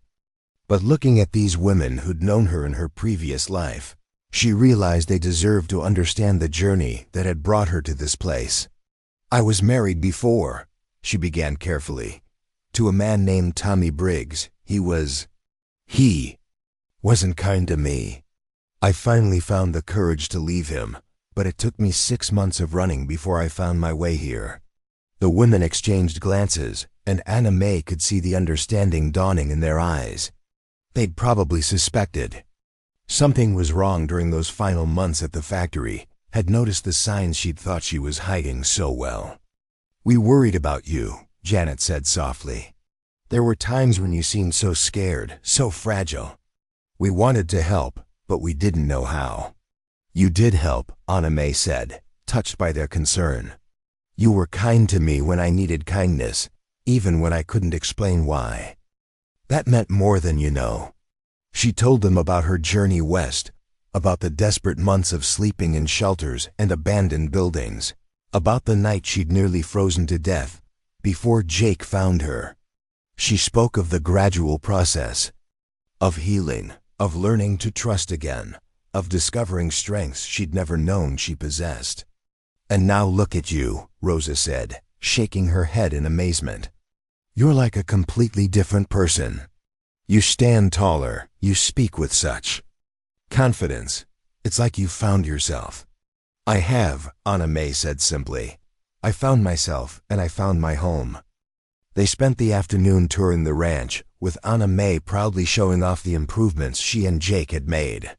She introduced them to the animals, explained the business side of the operation, and shared her plans for future expansion. Her friends listened with growing amazement, clearly struggling to reconcile the confident rancher with the timid factory worker they'd known. "I can't believe you learned to do all this," Linda said as they watched Anna Mae expertly handle a spirited young horse. "You were always so quiet, so afraid of everything." "I was afraid," Anna Mae agreed. "But I learned that fear is just another obstacle to overcome. Once you realize you're stronger than your fear, everything becomes possible." That evening, they gathered around the dinner table for a meal Anna Mae had prepared herself. The conversation flowed easily, filled with laughter and shared memories, but Anna Mae could sense an undercurrent of something else. Her friends were happy for her, genuinely pleased to see her thriving, but there was also a wistfulness in their eyes, a recognition that she'd moved beyond them into a world they couldn't fully understand. "Do you ever miss it?" Margaret asked during a lull in the conversation. "The factory, the old life?" Anna Mae considered the question seriously. "I miss the friendship we had," she said finally. "I miss the feeling of belonging to something, even if that something wasn't particularly good. But I don't miss the fear, the sense of being trapped with no way out. I don't miss feeling small and powerless." "You were never small," Janet said firmly. "You were just compressed, like a spring that had been pushed down so far it forgot it could bounce back." The metaphor struck Anna Mae as particularly apt. She had been compressed, flattened by years of abuse and diminished expectations. But Jake had given her space to expand, to discover her true shape and size. The ranch had provided the environment where she could grow, and the community had offered the support she'd needed to flourish. After dinner, they sat on the porch in the gathering darkness, listening to the sounds of their ranch settling down. For the night, the cattle were quiet, the horses peaceful in their stalls, and somewhere in the distance, an owl called to its mate. Anna Mae felt a deep contentment settle over her, a sense of rightness that she'd never experienced in her previous life. "I have something to tell you," she said, breaking the comfortable silence. "Jake and I have been talking about adopting a child. There's a little girl at the county children's home who needs a family, and we think we might be able to give her what she needs." The announcement was met with excited congratulations, but Anna Mae could see the questions in her friend's eyes. She'd never talked about wanting children before, had seemed too damaged, too fragile to take on such a responsibility. "Her name is Emma," Anna Mae continued. "She's 8 years old, and she's been in the system for 3 years. Her mother died in a car accident, and she doesn't have any other family. She's been through a lot, but she's strong. She reminds me of myself at that age. Are you sure you're ready for that?" Margaret asked gently. "Raising a child is such a big responsibility." "I'm sure," Anna Mae said without hesitation. "I've learned that healing doesn't just happen to you, it happens through you. By helping Emma heal, by giving her the stability and love she needs, I'll be completing my own healing process." Jake reached over and took her hand, squeezing it gently. They'd talked about this decision for months, weighing the challenges and rewards of parenthood. She'd found herself, she'd found love, she'd found home. And in the vast Montana sky, under the endless canopy of stars, Anna Mae Thompson Miller lived out her days in the kind of happiness she'd never dared to dream possible. The cowboy who'd whispered, "Stay forever," had kept his promise, and she'd kept hers. Together, they'd built a life worth living, a love worth fighting for, and a story worth telling. The ranch still stood, weathered but strong, a testament to the power of second chances and the healing that comes from being truly seen and accepted. And somewhere in the distance, the wind carried the sound of Anna Mae's laughter, a woman who'd learned that sometimes the end of one story is just the beginning of another, better one. The morning sun painted the Montana sky in shades of gold and amber as Anna Mae Miller stood at the kitchen window, watching her husband prepare for another day of ranch work. 5 years had passed since that snowy February night when she'd first walked up the gravel drive in bare feet, and the woman she'd become bore little resemblance to the frightened, broken soul who'd once hidden behind the fence post waiting to die. Her reflection in the window showed a face that had filled out with proper nutrition and regular meals, cheeks that glowed with health and genuine happiness. The haunted look had vanished from her eyes, replaced by the confident gaze of a woman who knew her worth and her place in the world. Her hair, once tangled and lifeless, now fell in soft waves around her shoulders, and her hands, though calloused from honest work, were steady and sure. Anna Mae had become the heart of Broken Creek Ranch, managing the business side of the operation with the same quiet competence she brought to everything else. She kept the books, negotiated with buyers, and had even convinced Jake to expand into organic beef production, a decision that had tripled their profits and earned them recognition throughout the state. The ranch that had once been a refuge for two broken souls had become a thriving enterprise that employed half a dozen local workers and contributed significantly to the economic health of Redwood Falls. But it wasn't just the business success that marked the transformation. Anna Mae had found her voice in the community, becoming someone people turned to for advice and support. She'd helped establish a women's shelter in the county seat, using her own experience to create a safe haven for others fleeing domestic violence.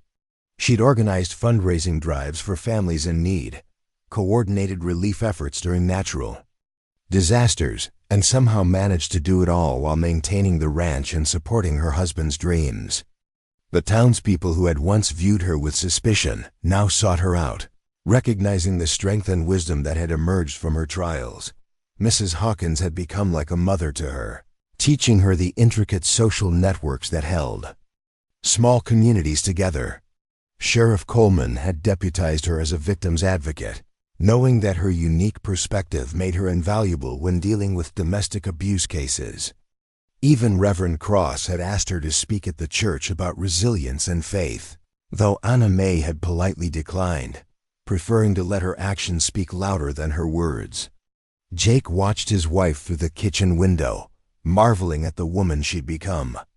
The timid, scared creature who'd once flinched at sudden movements had evolved into a force of nature, someone who could gentle a spooked horse or face down an angry bull with equal aplomb. She'd kept her compassionate heart, but she'd wrapped it in steel, protecting it while still allowing it to guide her actions. Their marriage had deepened over the years, moving beyond the initial foundation of rescue and gratitude to something richer and more complex. They'd weathered storms together, both literal and metaphorical, and emerged stronger each time. Jake had learned to trust Anna Mae's judgment completely, while she'd discovered that his quiet strength was matched by an intuitive understanding of her needs and fears. They'd established rituals that bound them together, small daily ceremonies that reinforced their commitment to each other. Morning coffee on the porch, evening walks along the creek, Sunday dinners that often included half the town. Anna Mae had learned to cook from Sarah's old recipes, but she'd added her own touches, creating a fusion of the old and new that perfectly represented their life together. The ranch itself had become a symbol of transformation, its buildings maintained with love and care, its fields productive and healthy. Anna Mae had insisted on planting a vegetable garden where the old burn pile had been, turning a place of waste into one of growth and nourishment. She'd added flower beds around the house, filling them with hardy perennials that could survive the harsh Montana winters and burst into magnificent color each spring. It was in the garden that Anna Mae spent her quiet moments, tending to the plants with the same patient attention she'd once reserved for wounded animals. She discovered that she had a natural talent for growing things, an intuitive understanding of what each plant needed to thrive. The garden had become her sanctuary, a place where she could think and plan and simply be. On this particular morning, Anna Mae was expecting visitors. Her former co-workers from the textile factory in Missouri had written to say they were planning a cross-country trip and wanted to stop by the ranch. She'd been both excited and nervous about the prospect of seeing them again, wondering how much she'd changed and whether they'd recognize the woman she'd become. The letter had arrived 3 weeks ago, written in the careful handwriting of Margaret Foster, the woman who'd worked the station next to Anna Mae's for 2 years. Margaret had somehow tracked down Anna Mae's address and was reaching out on behalf of their old group, wanting to reconnect after all these years. "We've all wondered what happened to you," Margaret had written. "You just disappeared one day, and nobody knew where you'd gone. We always hoped you were okay, that you'd found something better than that awful place." Anna Mae had stared at the letter for a long time, remembering the women who'd shared her daily existence in that fluorescent-lit factory. They'd been kind to her as much as circumstances allowed, but she'd never told them about Tommy, never. Explained why she sometimes came to work with bruises hidden under makeup, or why she always seemed afraid to go home. She'd written back, extending an invitation and briefly explaining that she'd married and moved to Montana. She'd been deliberately vague about the details, not ready to share the full story of her transformation. But as the day of their visit approached, she found herself looking forward to showing them what she'd built, the life she'd created from the ashes of her former existence. Jake had been supportive of the visit, helping her prepare the guest rooms and stock the kitchen with food for their reunion. He understood the importance of this moment, the chance for Anna Mae to demonstrate to herself as much as to her visitors how far she'd come. "You nervous?" he asked as they stood together in the kitchen, watching for the first signs of an approaching car. "A little," Anna Mae admitted. "I keep wondering if they'll recognize me, if they'll understand what this place means." "They'll see what everyone sees," Jake said, wrapping his arms around her from behind. "A strong, beautiful woman who's built an extraordinary life. They'll be proud of you." Anna Mae leaned into his embrace, drawing strength from his presence. She'd learned to accept compliments over the years, to believe in her own worth, but she still sometimes needed the reassurance of Jake's unwavering faith in her. The sound of car engines in the distance made them both look up. 2 vehicles were making their way up the gravel drive, kicking up dust clouds in the dry autumn air. Anna Mae's heart began to race with anticipation as she recognized the significance of the moment. These women represented her past, the person she'd been before. Everything changed. Their visit would be a kind of closure, a chance to show them and herself how completely she'd transformed. Margaret Foster was the first to emerge from the lead car, and Anna Mae was struck by how little she'd changed. Still small and energetic, with graying hair and the same kind eyes Anna Mae remembered. Behind her came Linda Thompson, Rosa Martinez, and Janet Wilson, all women who'd shared the tedium and frustration of factory work, but had somehow maintained their dignity and humanity in the face of it. "Anna Mae," Margaret called out, her voice filled with genuine joy. "My goodness, look at you. You look absolutely radiant." Anna Mae felt tears prick at her eyes as she embraced each woman in turn. They smelled like home in a way she'd almost forgotten, carrying with them the scent of familiar places and shared memories. But as they held her, she could feel their surprise at how much she'd changed, how different she felt in their arms. "This place is incredible," Linda said, looking around at the ranch with obvious amazement. "I can't believe this is where you ended up. It's like something out of a movie," Rosa added. "So beautiful and peaceful." Anna Mae felt a surge of pride as she looked at the ranch through their eyes. The white farmhouse with its wraparound porch, the well-maintained outbuildings, the fields where cattle grazed peacefully in the golden afternoon light. It was beautiful, and it was hers, and she'd helped build it with her own hands. "Come inside," she said, leading them toward the house. "I want you to meet my husband." Anna Mae had been hesitant at first, afraid that her damaged past would make her a poor mother. But Jake had helped her see that her experiences, painful as they were, had given her a unique understanding of what a wounded child would need. "We've been approved by the adoption agency," Jake added. "We're meeting with Emma next week to see how she feels about coming to live with us." The conversation continued late into the night, filled with discussions about the future, about dreams and plans and possibilities. Anna Mae found herself feeling grateful for the visit, for the chance to share her new life with people who'd known her in her darkest days. Their amazement at her transformation helped her fully appreciate how far she'd come. When her friends finally retired to their rooms, Anna Mae and Jake remained on the porch, holding hands and watching the stars wheel overhead. The familiar constellations looked different now, less like distant lights and more like old friends keeping watch over their happiness. "How do you feel about seeing them again?" Jake asked. "Good," Anna Mae said, surprising herself with the certainty in her voice. "It's like closing a circle, showing myself that I really have moved on.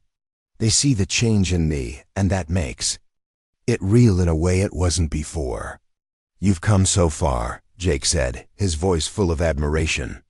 "Sometimes I forget how broken you were when you first came here." Anna Mae smiled, remembering the woman she'd been. "I wasn't broken," she said softly. "I was just temporarily dismantled. All the pieces were still there.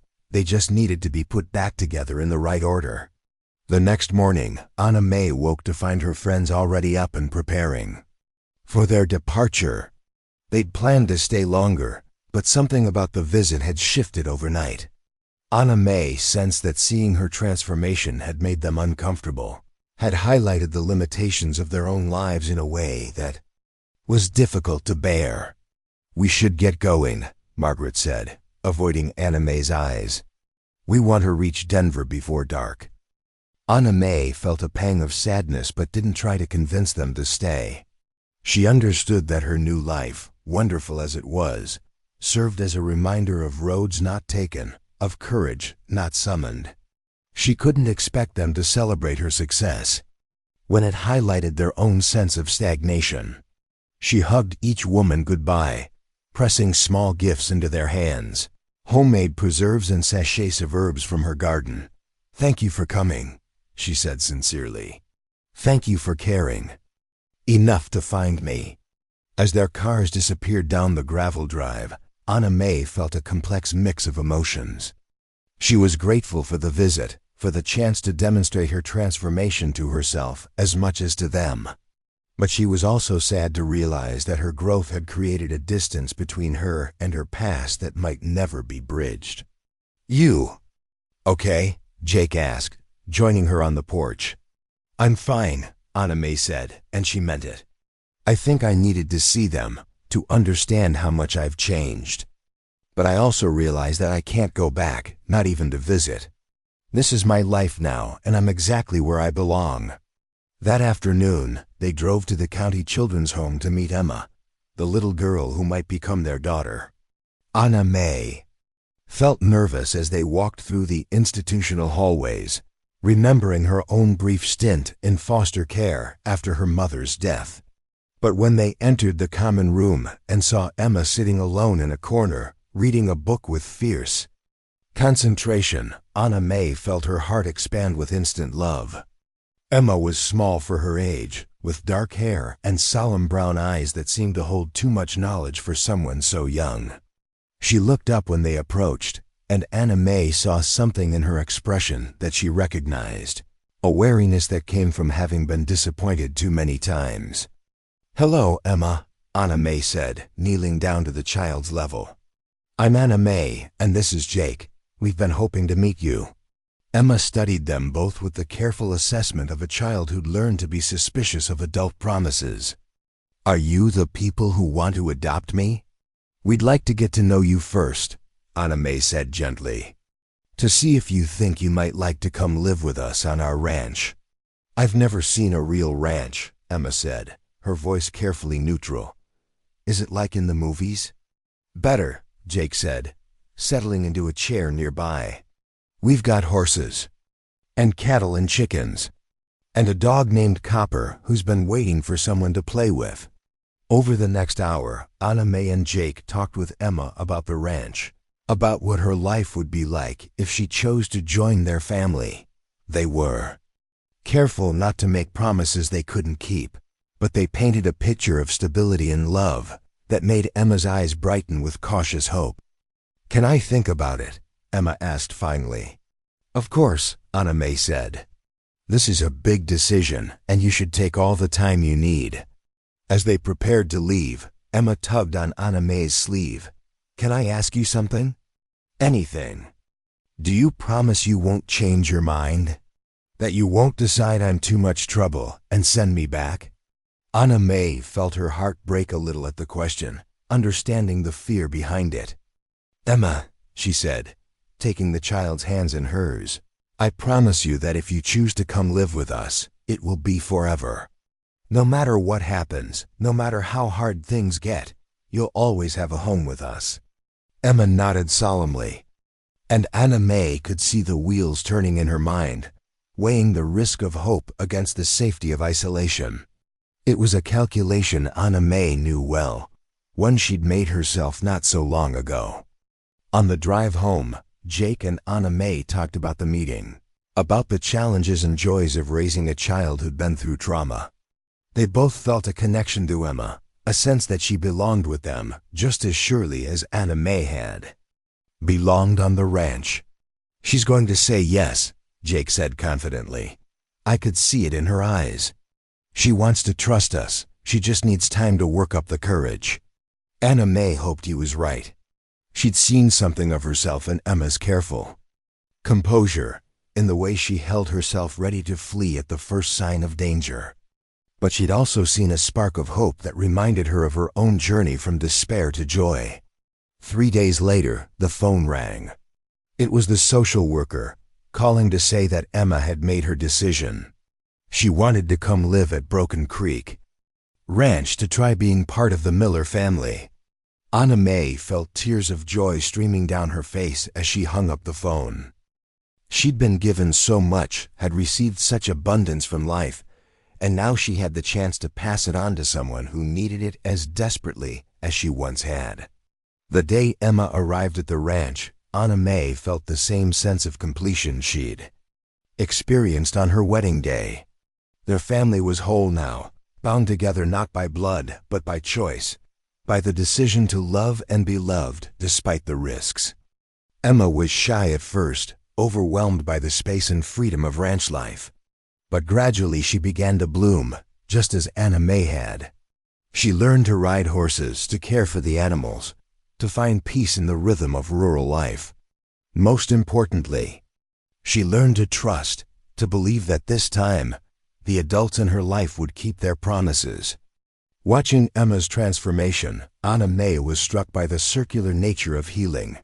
She'd been saved by Jake's kindness, had found her strength in his faith and her worth.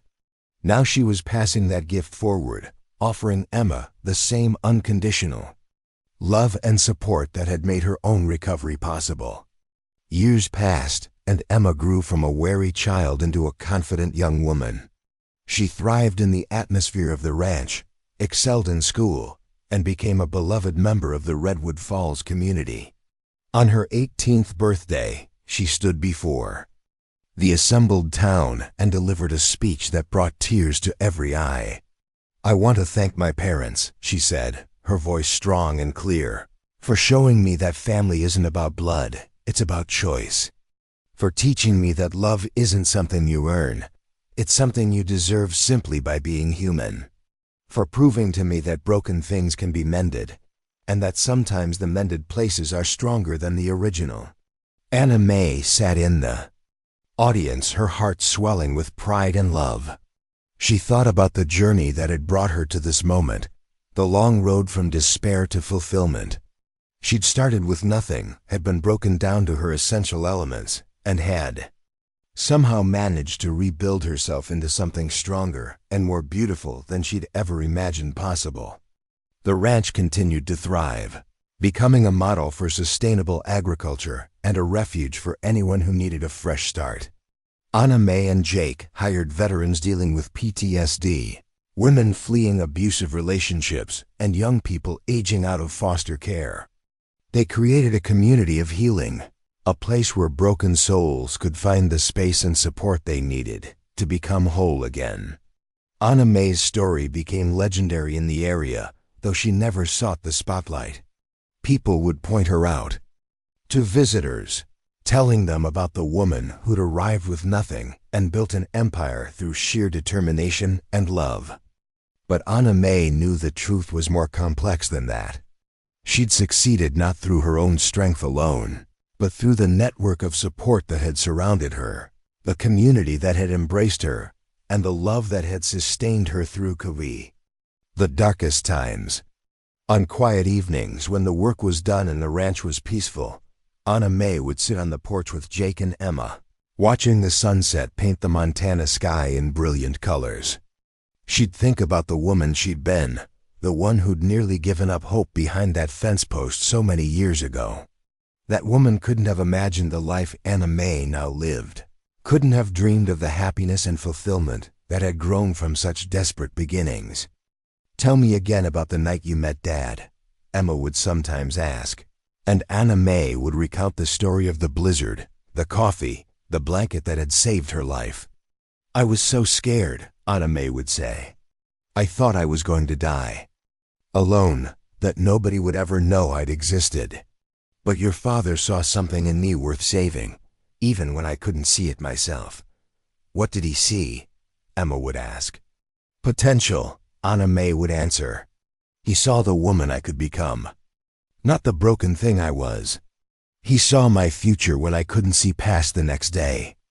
Jake would smile and squeeze Anna Mae's hand, and she'd feel again the miracle of being known, of being loved not despite her flaws, but because of the strength she'd shown in overcoming them. The ranch remained a beacon of hope in the Montana landscape, its white farmhouse a symbol of the possibility of renewal and redemption. Anna Mae Thompson Miller had found her forever, had built a life worthy of the love she'd been given, and had passed that gift on to countless others who needed to believe that broken things could be mended, that lost souls could find their way home. In the end, that was Anna Mae's greatest achievement, not the successful ranch or the thriving business, but the chain of healing she'd helped create. Every person who found refuge at Broken Creek Ranch, every life that was touched by her example, carried forward the message that no one is beyond redemption, that love can triumph over the darkest circumstances, and that sometimes the most beautiful stories begin with the words, "I was lost, but now I'm found." The Montana sky stretched endlessly above them, vast and eternal, a reminder that there was always room for new beginnings, always space for hope to grow. Anna Mae had found her place beneath that sky, had claimed her portion of forever, and had learned that the greatest victory wasn't in surviving the storm, but in becoming the shelter that others could find when their own storms threatened to destroy them. The morning sun cast long shadows across the porch of Broken Creek Ranch as Anna Mae Miller sat in her rocking chair, watching her great-grandson chase chickens around the yard. At 72, she moved with the careful grace of someone who had learned to listen to her body's signals, but her mind remained sharp as ever, her memory a treasure trove of stories that had shaped 3 generations of her chosen family. Little Jake, named for the man who had saved her life all those years ago, had the same gentle way with animals that had marked his great-grandfather. At 5 years old, he already showed signs of the patience and kindness that seemed to run in their family like a river of gold. Anna Mae smiled as she watched him successfully coax a reluctant hen back to the coop, his small voice crooning the same soothing words she had taught Emma decades ago. Emma approached from the barn, her veterinary bag slung over her shoulder, her face bearing the satisfied expression of someone who had just delivered a difficult calf. At 51, she had taken over most of the ranch operations, allowing Anna Mae to transition into the role of elder advisor and keeper of family wisdom. The transformation had been gradual and natural, each woman stepping into her new position with the same grace that had marked all the changes in their lives. "Another successful delivery," Emma announced, settling into the chair beside her adoptive mother. "That young heifer did better than expected. She's got good instincts." Anna Mae nodded, remembering the countless births she had attended over the years, the miracle of new life that never lost its power to amaze her. "Good mothers aren't born, they're made," she said, a phrase that had become something of a family motto. "Through patience, practice, and the willingness to put someone else's needs before your own." Emma reached over and squeezed Anna Mae's weathered hand, a gesture that spoke of decades of shared understanding. They had both learned motherhood through trial and error, creating their own definition of family that had nothing to do with blood and everything to do with choice and commitment. The sound of a car engine drew their attention to the main road, where a familiar pickup truck was turning into their driveway. Anna Mae's face lit up with genuine pleasure as she recognized the driver, Dr. Sarah Chun, a psychiatrist who had become one of their closest friends and most trusted advisors in their work with trauma survivors. Sarah had first come to the ranch 15 years ago, researching the therapeutic benefits of animal-assisted healing for her doctoral thesis. She had been intrigued by the informal network of support that had grown around Broken Creek Ranch. The way broken souls seemed to find their way to Anna Mae's door and emerge stronger, more whole. What had started as an academic study had evolved into a lifelong friendship and professional partnership. "Right on time," Emma said, checking her watch. "The new arrival should be here within the hour." Anna Mae felt the familiar flutter of nervous excitement that always accompanied the arrival of new residents. Over the years, Broken Creek Ranch had evolved from a simple cattle operation into something much more significant. A sanctuary for women and children fleeing domestic violence, veterans struggling with PTSD, and anyone else who needed a safe place to heal and rebuild their lives. The transformation had been organic, growing naturally from Anna Mae's own experience and her deep understanding of what it meant to start over with nothing. She had never set out to create a formal program, but word had spread through social service networks and veterans organizations about the ranch where broken people could find hope again. Sarah climbed the porch steps with the easy familiarity of someone who had spent countless hours in this place, her medical bag containing not just professional tools, but also the kind of intuitive wisdom that came from years of walking alongside people in their darkest moments. "How are you feeling about today?" Sarah asked, settling into the third rocking chair that had been added to the porch over the years. "I know these first meetings can still be challenging, even after all this time." Anna Mae considered the question thoughtfully. Each new arrival brought their own unique story of survival, their own particular wounds that needed tending. While she had developed a deep understanding of trauma and healing over the years, she never took for granted the trust that people placed in her, the faith they showed by allowing her into their most vulnerable moments. "I think about that first night," Anna Mae said quietly. "How terrified I was, how certain I was that I would never be safe again. I remember Jake's patience, the way he gave me space to make my own choices while still offering support. That's what I try to give to everyone who comes here." The first car appeared on the horizon, a battered sedan that had seen better days, but was still running through sheer determination. Anna Mae knew from the intake paperwork that it carried Maria Santos, a young mother with 2 small children who had finally found the courage to leave her abusive husband after he had threatened their daughter. The parallels to her own story were impossible to ignore, though Anna Mae had learned that every survivor's journey was unique, requiring its own particular combination of support and challenge. "She's going to be scared," Emma observed, watching the car navigate the gravel driveway with careful precision, probably questioning whether she made the right choice. Anna Mae rose from her chair with the slow dignity of someone who had earned every one of her years, her movements still graceful despite the arthritis that had settled into her joints. She smoothed her silver hair and straightened her shoulders, preparing to meet another soul who needed to believe in the possibility of redemption. "Then we'll show her what I learned from Jake," she said firmly. "That fear is just another word for the unknown, and the unknown can be beautiful if you have the courage to explore it." The sedan pulled to a stop in front of the house, and Anna Mae could see the occupants through the windshield. Maria Santos was younger than Anna Mae had expected, probably in her early 20s, with dark hair and the kind of hyper-vigilant posture that spoke of someone who had learned to always be ready for danger. In the back seat, 2 small children pressed their faces against the glass, their eyes wide with curiosity and uncertainty. Anna Mae walked slowly down the porch steps, her movements deliberately calm and non-threatening.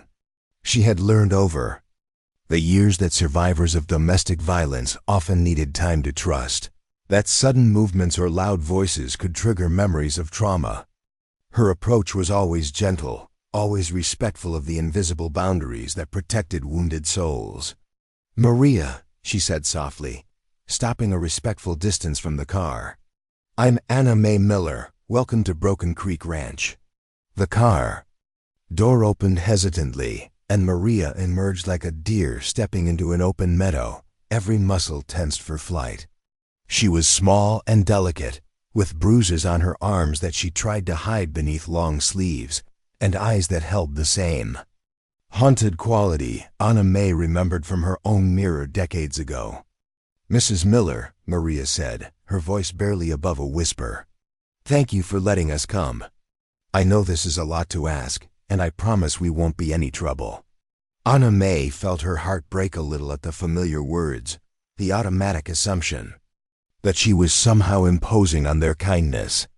It was the same apology she had offered to Jake that first night, the same desperate need to minimize her own needs in order to avoid rejection. "You're not asking anything," Anna Mae said gently.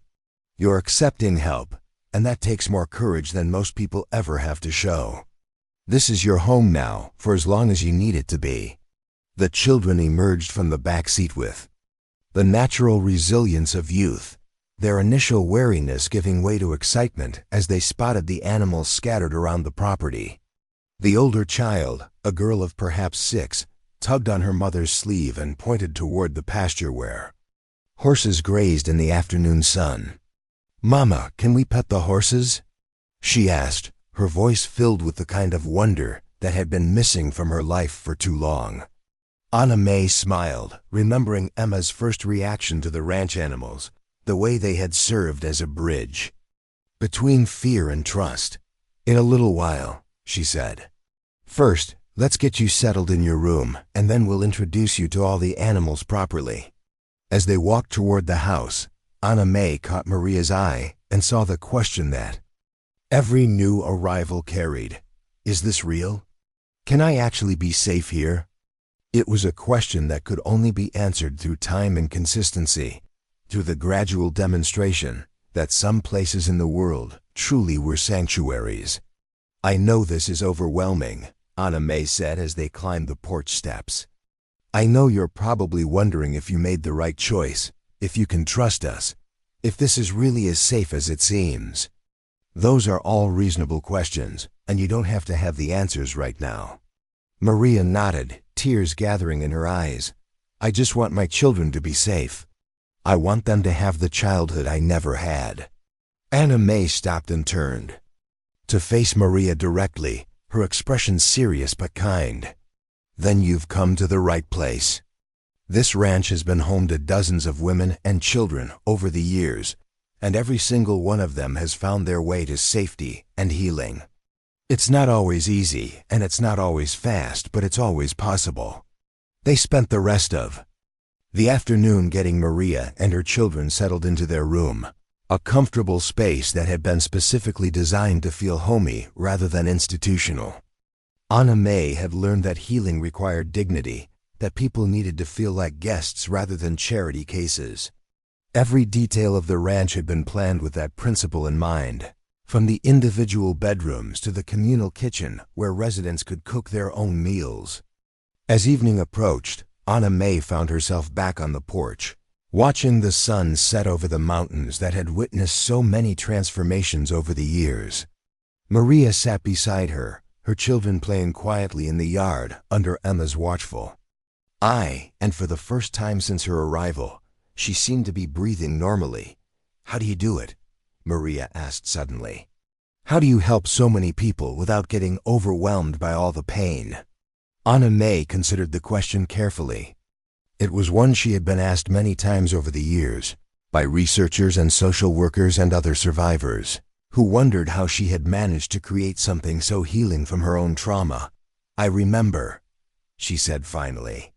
"I remember what it felt like to be where you are now, To be so afraid and so alone that death seemed like the only escape. I remember the exact moment when someone showed me that there was another way, that I could choose life over fear. And I remember that. I'm not the healer here. I'm just the person who opens the door and says, "Come in, you're safe now." Maria wiped away tears that had been threatening to fall all day. What if I can't do this? What if I'm too damaged to be a good mother? Anna Mae reached over and took Maria's hand, feeling the calluses and scars that told the story of a life marked by struggle. "Good mothers aren't born," she said, repeating the words she had shared with Emma earlier. "They're made through patience, practice, and the willingness to put someone else's needs before your own. You've already shown that willingness by bringing your children here." As the stars began to appear in the darkening sky, Anna Mae felt the familiar sense of completion that came with welcoming another soul into their extended family. Tomorrow would bring new challenges, new opportunities for growth and healing. Maria would need time to trust, time to believe that she truly was safe, time to discover the strength that had been hidden beneath years of fear and abuse. But tonight she was home. Tonight she was surrounded by people who understood her journey because they had walked similar paths. Tonight she was part of the continuing story of Broken Creek Ranch, where broken things were mended and lost souls found their way back to the light. Anna Mae Miller closed her eyes and whispered a prayer of gratitude to the universe that had brought her to this place, to this purpose, to this life that had grown from the ashes of her former despair. Tomorrow would bring new challenges, new opportunities to pass on the gift of hope that Jake had given her so many years ago.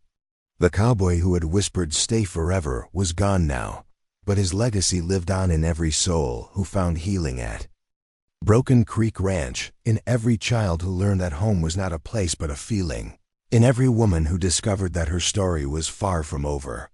Up next, you've got 2 more standout stories right on your screen. If this one hit the mark, you won't want to pass these up. Just click and check them out.